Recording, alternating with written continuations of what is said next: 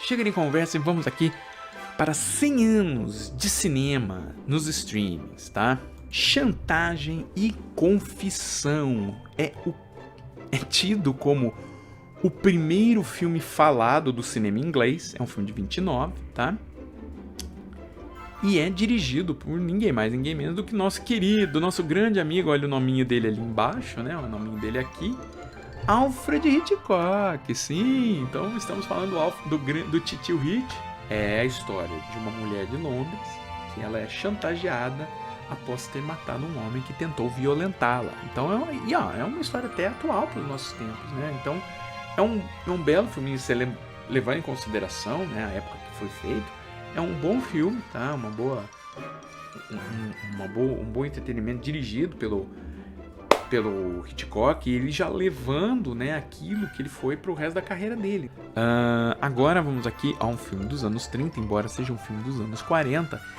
E aqui é um clássico. Esse aqui é chovendo molhado, sabe? Eu vou recomendar algo que todo mundo deve conhecer. E se não conhecer, é um filme muito bonito. Talvez uma das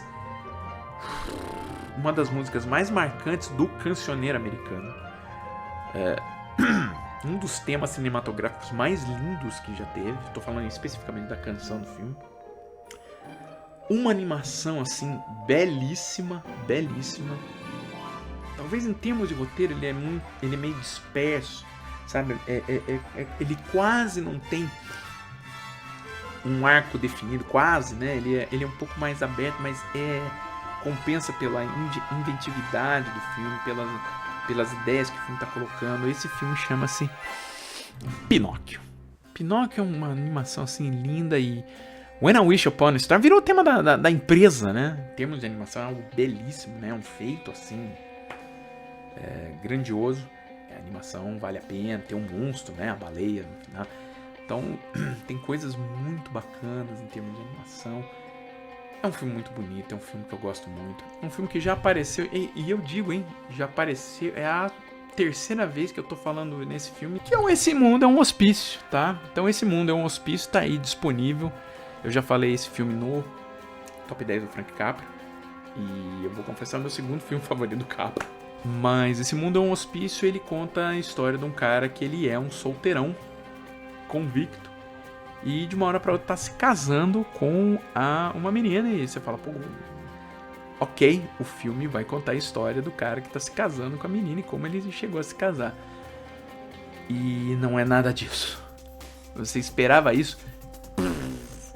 Tá vendo que ele tem um cemitério atrás dele? Então, eu não vou dizer mais o que é a pegada do filme, que o que me pegou foi essa virada que eu não tava esperando. Eu não acredito que eu tô vendo isso acontecendo em tela. Eu não acredito que eles estão, nessa época, falando de... Eles não podem estar falando isso. E eles não podem estar tratando essas pessoas como os heróis do filme. Eu não posso estar... Meu Deus, o filme tá me fazendo sentir...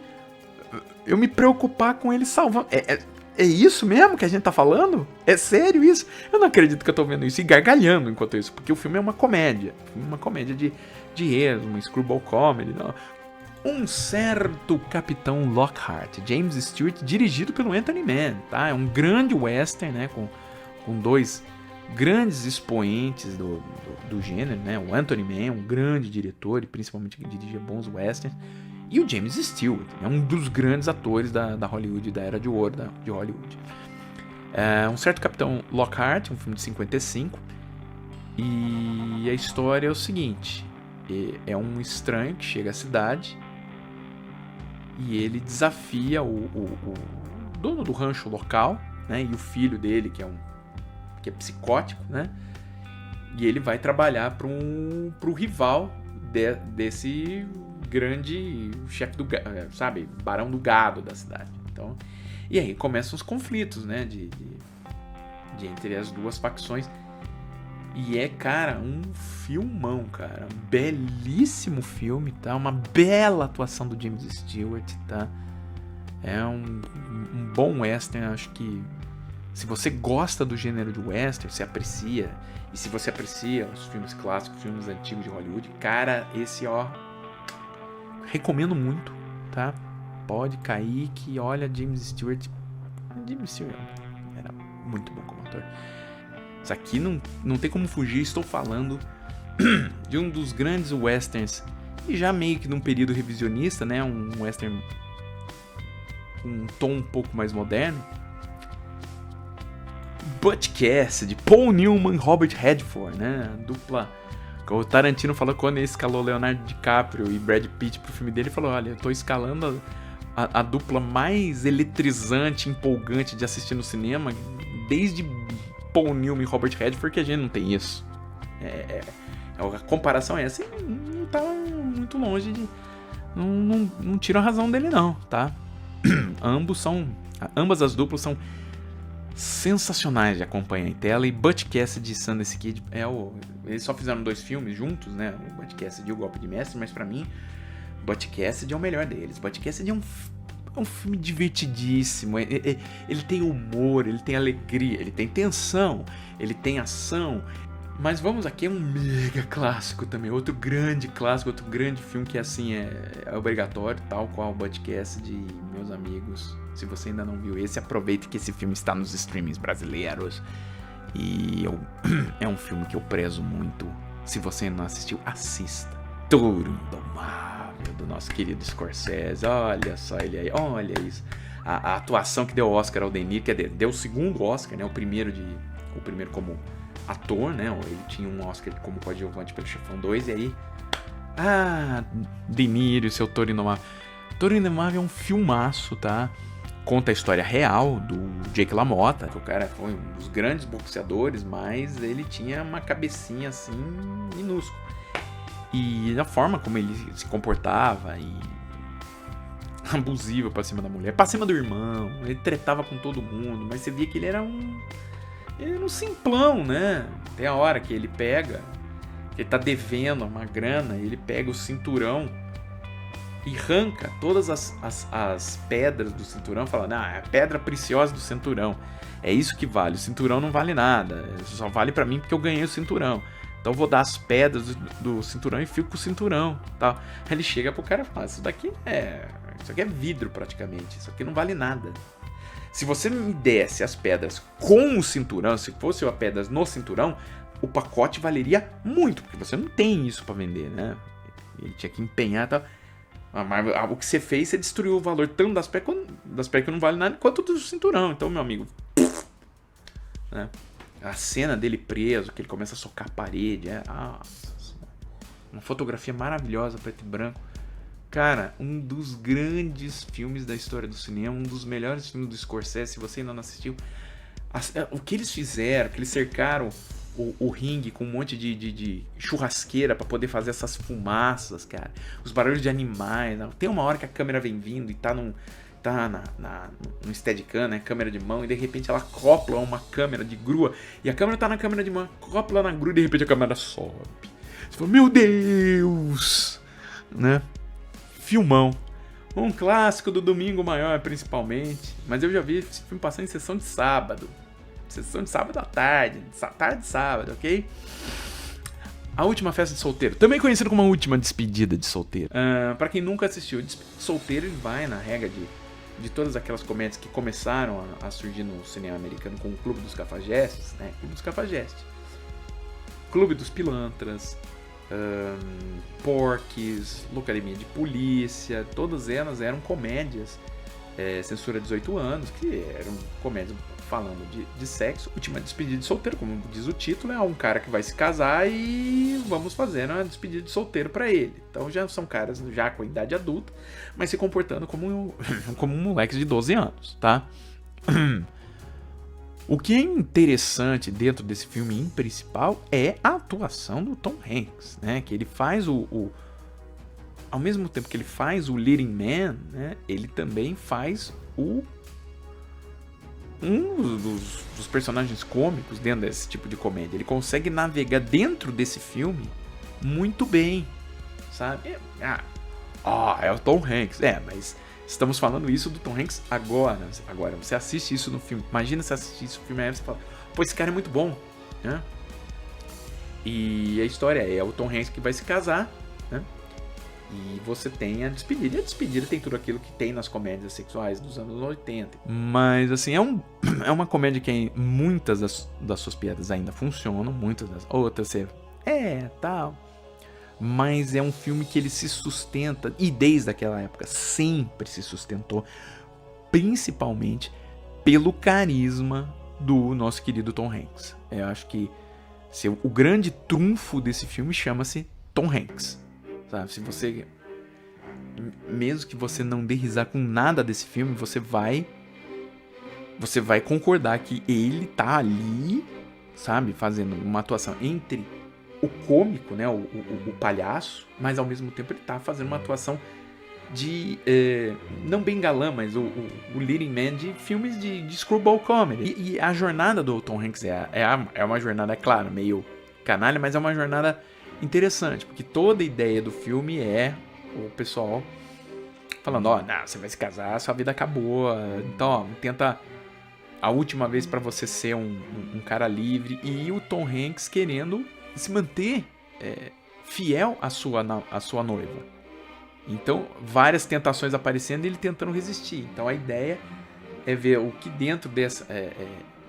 se dentro dessa festa, ele vai acabar infringindo nesse pecado. Então, é uma história por todas as loucuras que acontecem, mas no fundo é uma história moralista, né? Mas, assim, a atuação dele é algo, assim, interessantíssimo de ver nesse filme. Vamos aqui para uma das minhas animações favoritas da Disney. Animação dos anos 90, que se chama O Rei Leão. Tá, não é o remake do John Favreau, é o fio, é o desenho, tá? Pô, esse desenho é lindo, que animação linda, que coisa maravilhosa. Eu sei que meu irmão gosta dessa animação, acho que mais do que eu.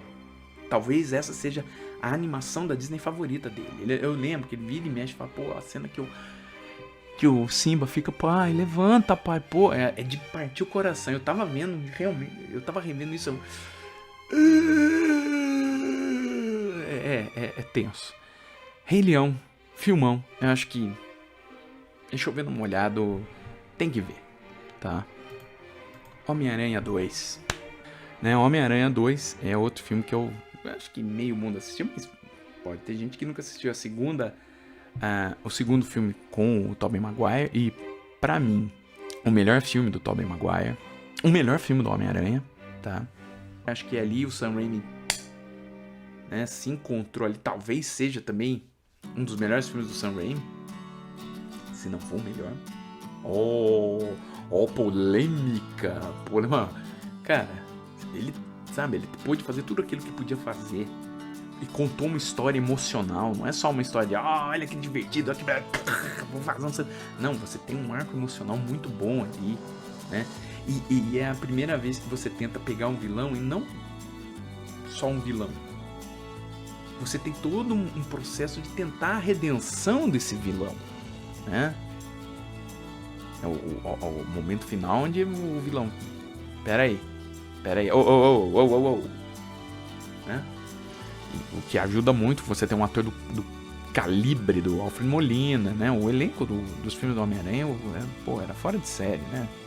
Cliff Robertson, cara, ator vencedor do Oscar fazendo Tio Ben, Rosemary Harris. O J.K. Simmons, que a gente conheceu e passou a amar por conta do JJJ dele, né? Então, assim, e a cena dele segurando o trem. Eu sempre tive um probleminha, a única ressalva que eu sempre tive com a Homem-Aranha 2 é a cena do trem, não dele parando o trem, mas a cena que ele tá perseguindo o Dr. Octopus e o Dr. Octopus fica arrancando pessoas e jogando o trem. Eu falei, isso aí foi feito pra ter fase no game. Isso daí não foi criação, não, isso daí foi um pedido, você vai no trem, a gente tem que fazer uma fase pra ter isso no game, então ele vai arrancando os caras e o Homem-Aranha tem que pegar. Isso aí é fase de game. Isso daí é pra ter no game. O único exclusivo que tá aí. Eu falei, vendo o filme no cinema, eu falei, isso daí é fase do game, né? Mas de resto, esse filme é maravilhoso, cara, maravilhoso. Vamos à polêmica, olha a recomendação aqui. Star Wars, a sessão Skywalker, episódio 9. E sim, é um filme que foi muito caceteado, ainda até hoje é muito caceteado. E eu entendo, porque o grande problema de você estar fazendo um episódio 9 e você tá contando uma história que se segue após os eventos da primeira trilogia, da trilogia do meio, né? É que você tá continuando a história. Vamos pensar em termos, você tá lendo um livro e chega no capítulo final. E quando você chega nos últimos Jedi, o Rian Johnson fez algo muito interessante em si do que ele estava contando a história. Né? Aquele lance é, você não é ninguém, você não sei. E por um lado, enquanto isso é interessante, por outro lado, é aquele negócio, peraí. Imagina você tá lendo um livro e aí na parte final, no arco, no ato final do livro, pessoas que não tem nada a ver com a história inicial se envolvem, são elas que terminam a história. Você fala... em termos de narrativa em si, de narrativa construída, é meio... uai, né?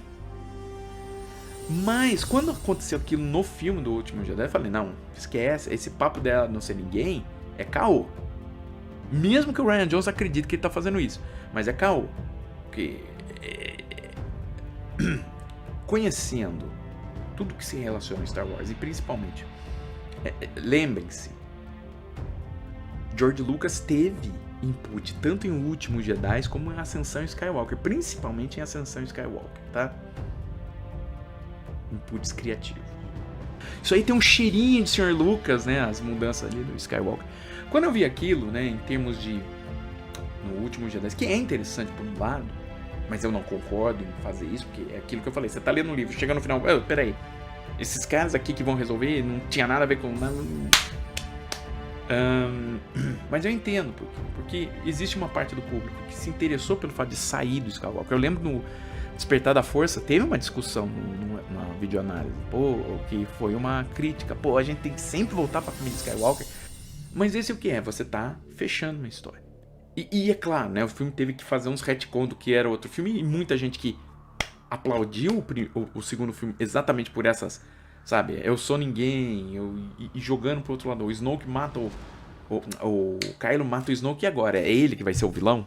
E aí nós vamos jogar com isso mesmo? E de repente você descobre, não, tem o Palpatine. Né? Foi um... Opa, peraí, a gente precisa fechar e vamos. O que a gente quer com isso daqui? Bom, então vamos fazer a redenção, né, do Kylo, né? E já que a gente tem que enfrentar algo terrível, traz o Imperador de volta. E vamos botar algo terrível pra ela. Se o Luke tinha um segredo terrível que ele descobre, ela vai descobrir um segredo mais terrível ainda. E é uma coisa que também... mas então você tá refazendo o resto. Mas é uma coisa que o George Lucas fala lá nas prequels. E que eu acho que isso é interessante ter se mantido, embora... que ele fala que tudo dentro dos filmes, né? Dos filmes que ele fazia era cíclico. Então as coisas vão se repetindo. Os erros do passado vão acabar se revertendo no futuro. E alguns erros vão se repetindo. Isso vai passando... Da prequel vai acontecendo na segunda. Por isso sempre cai a mamão. Por isso sempre cai... E isso acaba se repetindo ali, né? Você tem o segredo. Você tem os momentos de redenção. E eu acho que é um momento de redenção muito bacana. Que tenha toda aquela cena em Endor, que caiu a Estrela da Morte. Tem os restos da Estrela da Morte. Aquela batalha em cima da Estrela da Morte. Pra mim, eu acho que é a cena mais legal do filme, né? E ter aquele lance emocional que você... E do Kylo, onde ele é confrontado com seus crimes e a absolvição, né? E acho que tem coisas interessantíssimas que a gente não leva em consideração, porque a gente tá querendo algo que Star Wars nunca foi, né? Então, ok.